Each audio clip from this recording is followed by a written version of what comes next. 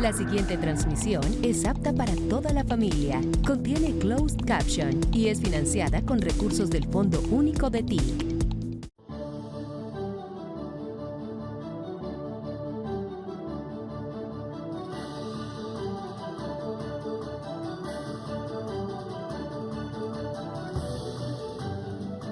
CELAC queremos ver lo que son dos materias: la organización de la actividad durante la presidencia pro tempore, que llaman, que es en donde vamos a hacer énfasis, en donde realmente podemos dejar una herencia de integración real, no retórica. Hay mucho discurso y poca realidad. Pero realmente Latinoamérica es de las regiones menos integradas que hay en el mundo, a pesar de que somos de los primeros en hablar de integración.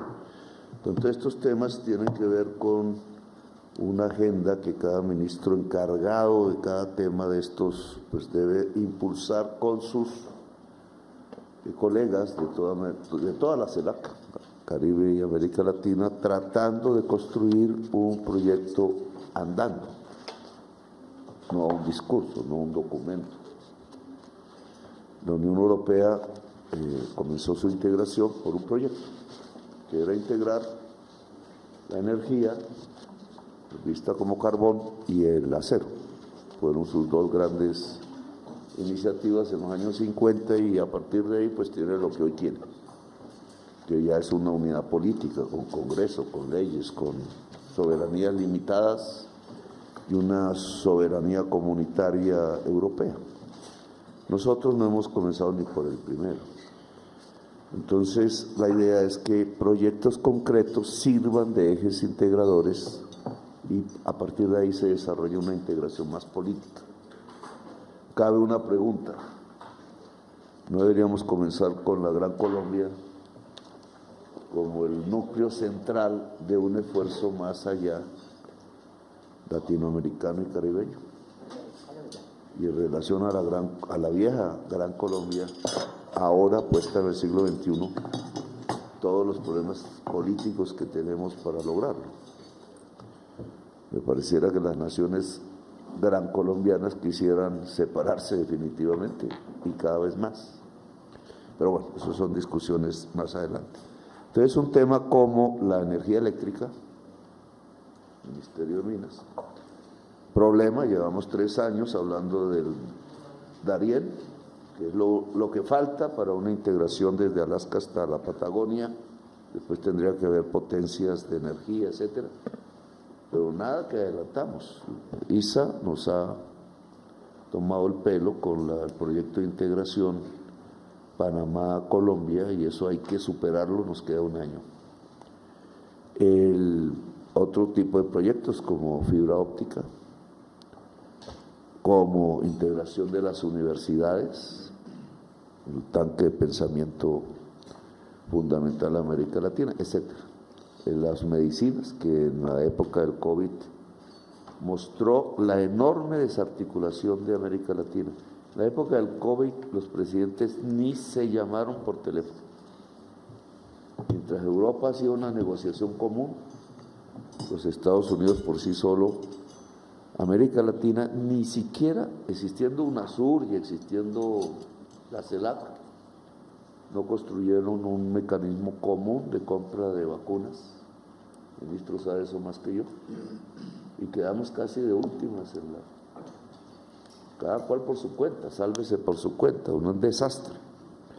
Bien, pero digamos es un tema. Y el otro aspecto de la CELAC es el encuentro que viene, Unión Europea, América Latina, que va a ser en Santa Marta.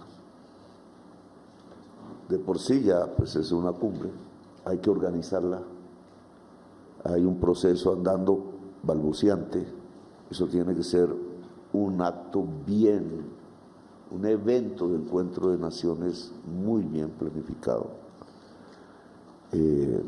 Bueno, es un tema de Cancillería fundamentalmente, pero muchos, hay una presentación. aquí hay que tener un equipo capaz, con gente que sepa hacer eso. Ustedes van a estar sí. Allí ministra de Cultura, si se puede, pero si pasa el tiempo otra vez, pues va a pasar lo de los 500 años, que el alcalde pues no nos da ni el transporte ni la playa y un hermoso espectáculo como el que se presentó queda visto para los de los edificios, los cachacos del Rodadero, fueron los que vieron eso y Vives dijo muy bien que eso no se llamaba el Rodadero sino Gaira, pero se perdió. Y hoy, pues hoy ya me harás una evaluación de eso. Pero en realidad el gobierno se esfumó y la administración municipal, distrital, pues no acompañó al gobierno nacional, prefirió ahí una tomata y otras cosas. Y eso no puede volver a pasar porque realmente era presentar Santa Marta al mundo y con una concepción que era el encuentro de culturas en vez de la invasión. Yo les comenté la vez pasada que de los 500 años, 100 fueron de guerra indígena contra los españoles, desde el día 1, 100 años. Y eso no puede quedar botado ahí. Pero digamos, ahora es una propuesta, discutámosla más y es que hablando con la Unión Patriótica, ahora que ha sido devuelto agredida, como todos saben, usaron un entierro para agredir a decenas de miles de víctimas que vieron sus seres queridos caer bajo las balas, incluida nuestra directora de la Función Pública, cuyo marido murió ahí, siendo candidato presidencial, el doctor Jaramillo, Bernardo Jaramillo Osa, que está aquí. En ese momento pues ustedes sufrieron eso y volvieron a ser agredidos. Es un tema a analizar, no quisiera usar este consejo para eso, pero indudablemente tiene que tener una respuesta, y es que la CIDH nos ordenó pedir perdón como Estado. A mí me ha tocado pedir perdón a nombre del Estado en las masacres que se realizaron bajo otros gobiernos y con la complicidad de otros gobiernos. Una paradoja. Ahora, yo no sé qué tanto ese perdón del Estado en mi boca sea de verdad, porque yo lo siento en el corazón, pero el Estado no llegan los congresistas, no llegan las cortes, no llega el Estado. Les dejan a Petro es que pida perdón, pero pareciera que para el Estado es más bien hipócrita. Y se demuestra a través de expresidentes volviendo a hablar de venganza y de criminalizar la Unión Patriótica. Yo lo que quiero es que ese día, precisamente porque el mundo tiene una expectativa de la reunión y porque el mundo debe saber que hubo un genocidio político en Colombia reciente, 6.000 militantes asesinados, se presente un acto cultural que ya no sería el encuentro de las dos culturas, Mediterráneo y Caribe, que fue la propuesta para los 500 años de Santa Marta, sino la expresión artística progresista del mundo en Santa Marta. Más difícil, ministra, más difícil, que implica una labor con las embajadas, porque mostramos nuestra cultura, pero también otras culturas del mundo desde el punto de vista progresista, como un homenaje a la militancia de izquierda que cayó asesinada por miles en la época del genocidio de la Unión Patriótica. Eso tiene que coordinarse con las víctimas de la Unión Patriótica por norma. Entonces aquí hablamos un poco, por eso es propuesta, no podemos definirlo, ellos también tienen que participar y decidir. Significa que las víctimas vayan a Santa Marta, otra complicación más grande, son de todo el país. Significa una presentación tal que el mundo sepa que en Colombia hubo un genocidio político y que fue por miles. Porque es la única manera que yo creo, dadas los días que he vivido en estas horas, que los autores que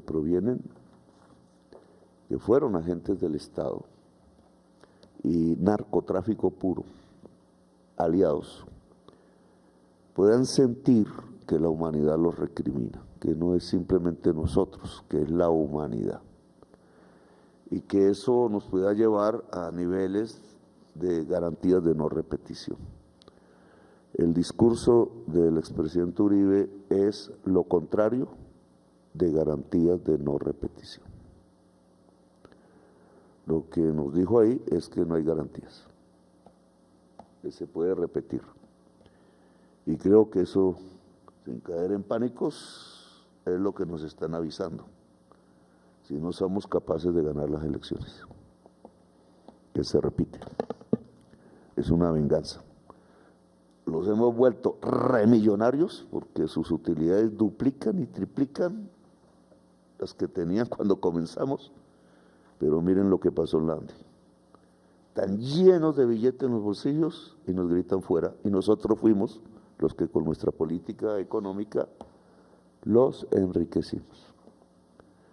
Entonces no dicen gracias, nos quieren destripar, como dijeron. Pero nuestra respuesta no es la venganza, nunca ha sido, por lo menos la mayoría de nosotros. Nunca, ni será la venganza. Ojo, Holman, no es, porque si no repetimos los ciclos de violencia de décadas, familiares, por generaciones, que ya cantaba García Márquez, y entonces eso no es nuestro camino. Nuestro camino es un cambio de época. No es un cambio de gobierno, es un cambio de época. Por tanto, muchos gobiernos de otro calibre tienen que haber en Colombia que ya no se hundan en esta violencia de la venganza. Nosotros tenemos que dar el ejemplo. Así, o sea, a la palabra destripar que pronunciaron, nosotros respondemos con amor, cuidándolos, volviéndolos más ricos. Lo único que hemos hecho es que los pobres han crecido más en riqueza que ellos. No en el volumen, pero sí en el porcentaje, y un poco son las estadísticas que quiero que miremos antes de entrar a la CELAC, porque que es uno de los tantos temas del DANE. ¿No está Piedad por acá? Piedad está por allá, que no la veo. Y acabas de presentar la estadística de crecimiento económico, que no me gustó mucho a mí, porque esperaba el 3%. Es 2,5 desestacionalizada, por lo que pude leer rápidamente. Vuelve a jugar lo mismo, crece industria, más, paradoja con el Congreso de la ANDI, crece la industria más incluso que la agricultura, la que no es petroquímica. Y se demuestra que lo que echa para atrás el indicador es la construcción de vivienda. Ministra de Vivienda, ¿dónde está? Por ahí, pues. La ministra de Vivienda, ¿dónde está? Por allá.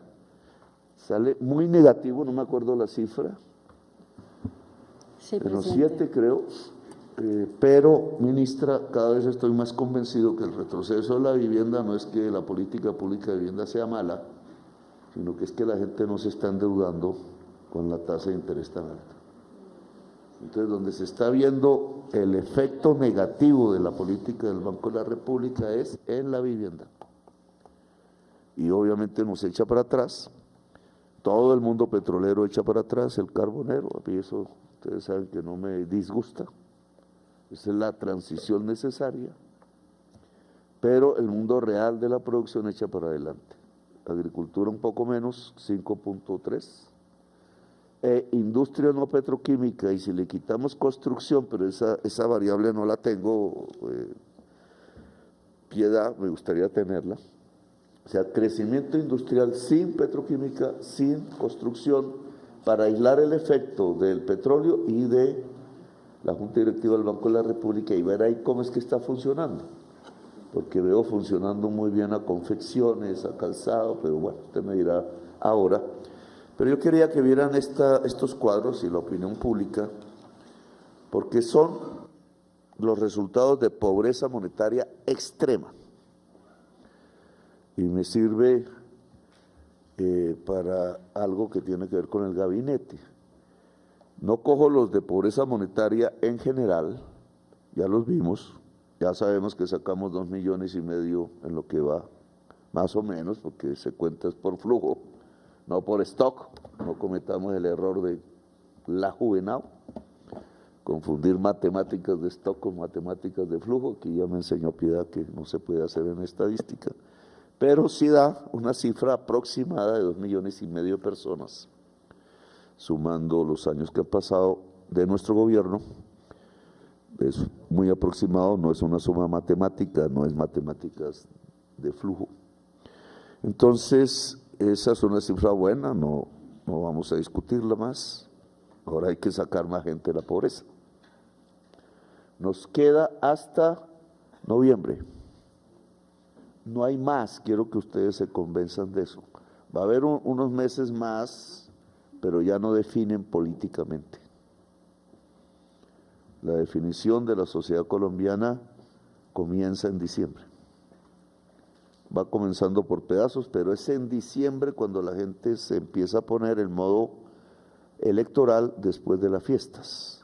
Ahí toma su decisión para Congreso. Entonces, todo lo que este gobierno haga que tenga que ver con esa toma de decisión, pues termina en noviembre, tal cual la ley de garantías indica. Entonces, ustedes no hagan cálculos a agosto del año entrante, no hagan cálculos al 31 de diciembre, por favor, porque la ley de garantías comienza, no me acuerdo la fecha exacta, pero ¿cuánto? 8 de noviembre, ni siquiera coge noviembre. Lo que no se hace en estos meses no se hizo desde el punto de vista de la efectividad política. Si la parsimonia, la inercia, etcétera, lo que hemos hablado, cogió el ministerio, ahí llega, hasta ahí. Entonces las cifras las necesitamos redondas y contundentes antes del 8 de noviembre. En actos, hechos, no me inviten a poner la primera palada, como me pasó en Bahía de Solano. Es la última, la inauguración. No el comienzo es importante, pero ya no cerraremos esa obra nosotros. Ojalá un gobierno que siga el proyecto democrático. Entonces aquí estas cifras de pobreza extrema nos muestran el vacío, no lo positivo, sino lo que nos falta, y es necesario que lo sepamos. Incluso examinar por qué. Como dijimos la vez pasada, pues no tiene una caída pronunciada. Lo que tiene es una subida pronunciada que fue la de Duque. Duque elevó la pobreza extrema en Colombia de una manera inusitada por una mala política contra el COVID, por endeudar y subsidiar a los ricos. Parte de eso es el FEPEC y parte de eso el gran error económico de este gobierno, pagar 70 billones de pesos de ingresos que hoy no tendríamos déficit fiscal, Germán, ¿cierto?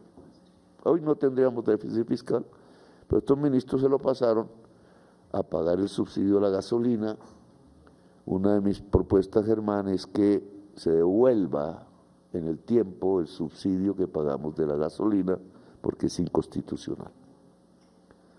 Con calma, sin necesidad de desesperos, ya no será para nuestro gobierno, pero las finanzas públicas deben recibir lo que injustamente pagaron. No puede haber subsidio a la gasolina. Y se pagaron 70 billones, o sea, casi todos los programas del gobierno se hubieran podido financiar con ese pago que hizo Ocampo. Y el señor Restrepo fue el primero. Restrepo hizo el primero, la mayor parte Ocampo, y Bonilla alcanzó a ser el último. Entonces, aquí es donde vamos a examinar qué nos falta. La gente más pobre de los pobres, la que no recibe salario, y por tanto nuestro aumento del salario mínimo, sobre todo en regiones de mucha pobreza extrema y pobreza monetaria, como las zonas excluidas, no tiene incidencia. Tiene incidencia en Bogotá. Eso lo debe saber el pueblo bogotano. Bogotá es la ciudad que más rápido disminuyó la pobreza extrema en estos años porque subimos el salario mínimo. Es por el gobierno nacional. y ya está a nivel menor que el que dejamos en Bogotá Humana, que fue el mínimo desde hace, ahora ya se rompió el récord, pero es por el salario mínimo.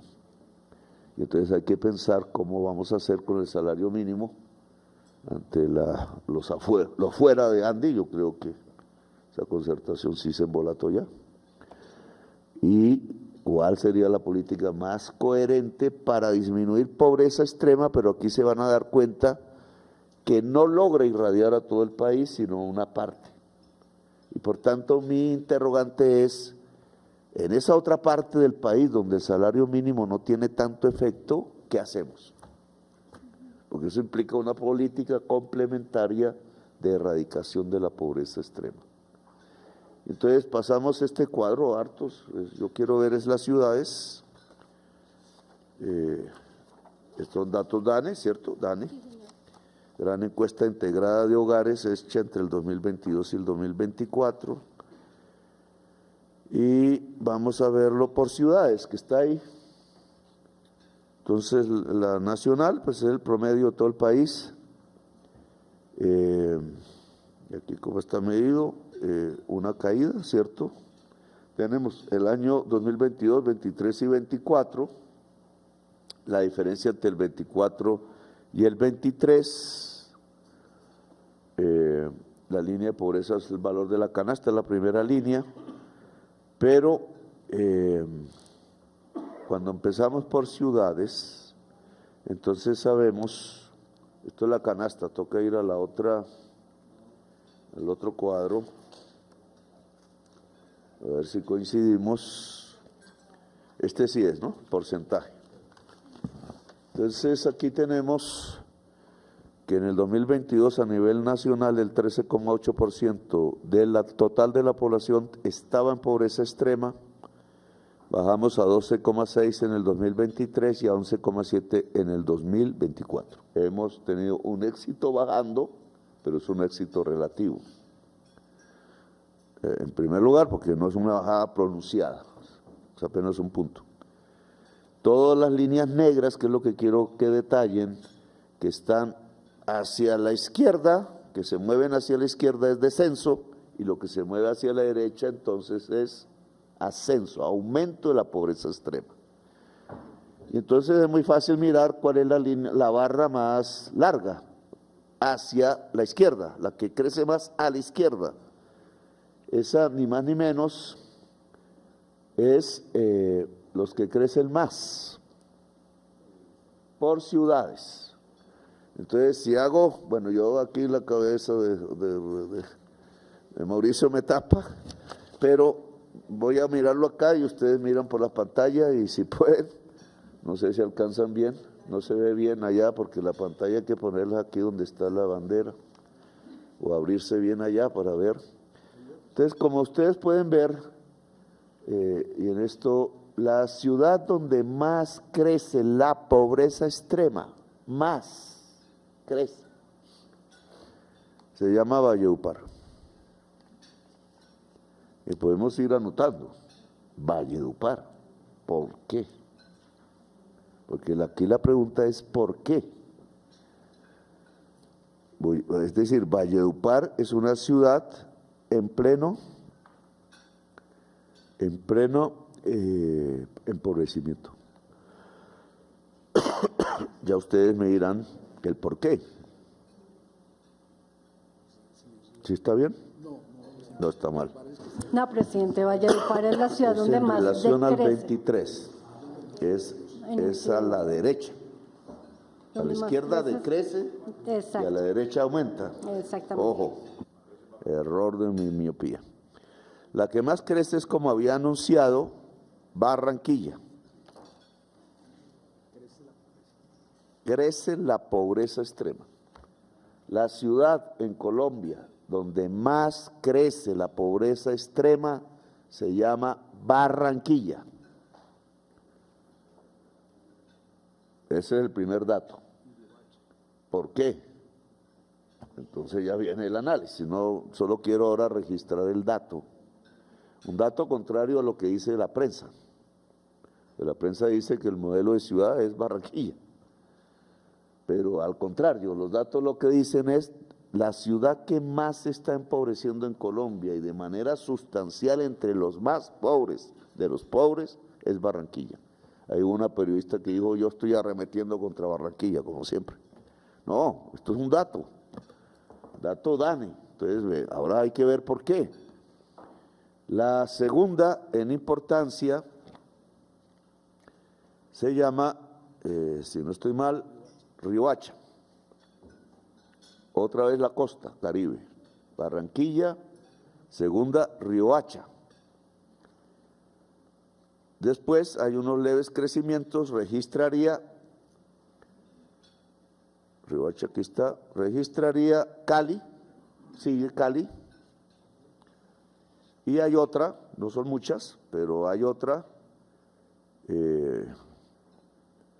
que es, aquí estaba Cali, ya no hay más. Esas son las ciudades que vemos que la pobreza extrema crece. Barranquilla, Valledupar, Riohacha, Cali. Luego, estas son ciudades cuyas alcaldías no están sirviendo para mitigar la pobreza extrema. Yo no sé qué partidos son, sí sé. No nos quieren ni 5. Son de oposición. Pero no es porque sean de oposición, porque otras ciudades de oposición no les pasa lo mismo, tienen resultados positivos. No es por un fraccionamiento meramente político, sino hay algo que sucede en esas ciudades que está haciendo crecer la pobreza extrema. Barranquilla en primer lugar, Riohacha y Cali. Si los midiéramos con violencia, Benedetti, no tanto en el último mes, sino en un trayecto de los 2 últimos años, también nos resulta violencia. Cali es de las ciudades más violentas del mundo, no de Colombia, pues además de Colombia, del mundo, está entre las 50 más con Palmira y otras. Entonces, digamos, aquí tenemos un campo de acción, indudable en estos meses y en lo que queda del año entrante. La política distrital, municipal, no funciona ahí. Nos toca a nosotros, es mi opinión. El alcalde hoy se quejaba de Barranquilla de la extorsión se ha reducido, pero esas cifras siempre son criticables. Pero nosotros tenemos que hacer un esfuerzo en que esa pobreza extrema disminuya. Ahora, en el resto de ciudades disminuye, por eso hay amigas del gobierno y no amigas del gobierno, pero disminuyen. La que más disminuye, y esto también es para el análisis, ¿cierto? No, aquí hay, a ver, veamos. La que más rápido decrece la pobreza es Valledupar. De las que están acá, no, porque no están todas las capitales. Valledupar es la que más decrece su pobreza extrema. También Costeña. Ahora trato de hacer un análisis de eso, pero ustedes vayan tratando de, a través de su práctica administrativa, preguntarse el por qué. Después sigue Neiva. Valledupar, Neiva. ¿Qué puede ser común entre Valledupar y Neiva? Esa sería una forma de ir tratando de descubrir el por qué. Pues obviamente no es la cultura, una ciudad dentro, otras afuera. Después sigue, ayúdenme, 5-1, Ibagué. ¿Qué puede haber de común entre estas 3 ciudades como para que tengan las caídas más pronunciadas de extrema pobreza? Ya las otras son caídas más pequeñas, ¿cierto?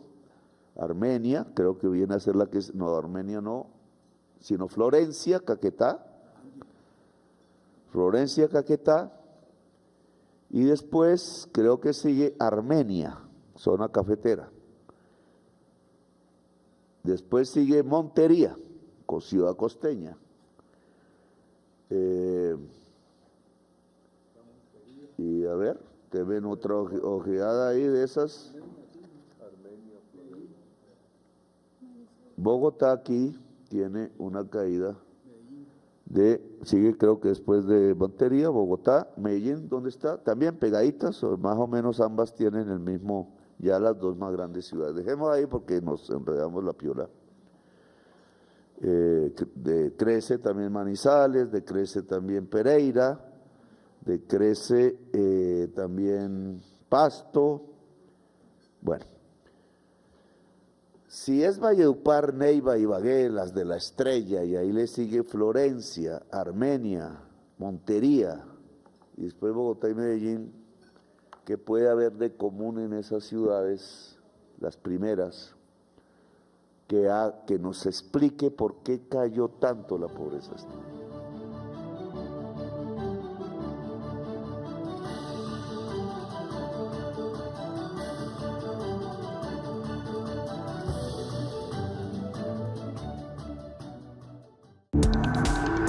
Este contenido fue financiado con recursos del Fondo Único de TIC.